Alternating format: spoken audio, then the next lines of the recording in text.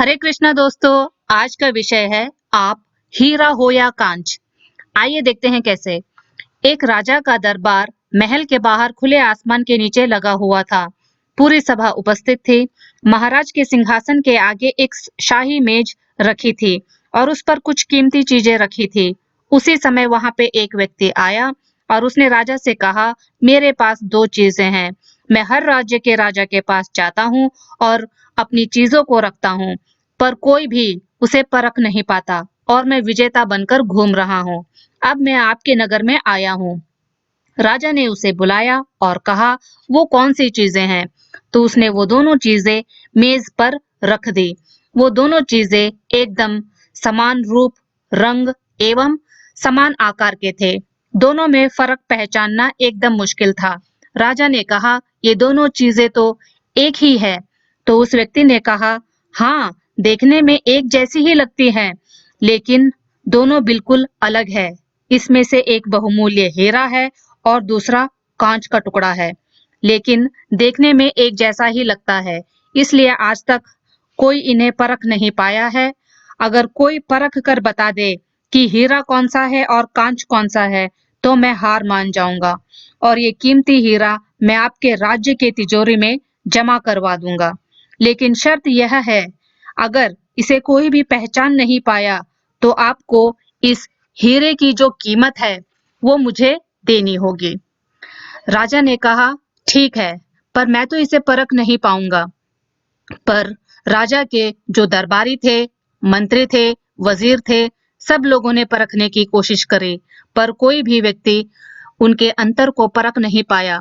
थोड़ी देर में सभी लोगों ने देखा कि एक अंधा आदमी हाथ में लाठी लिए वहां पे आया और बोला, मैंने सुना है कि कोई भी इसे परख नहीं पा रहा है। उस अंधे आदमी ने राजा से विनती की कि मैं जन्म से अंधा हूँ, पर फिर भी आप मुझे एक अवसर दें, मैं आपको निराश नहीं करूंगा। तो राजा ने कहा, ठीक है।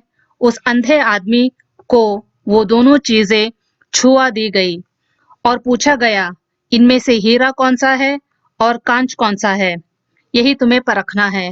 उस अंधे आदमी ने एक क्षण में बता दिया कि ये हीरा है और ये कांच है।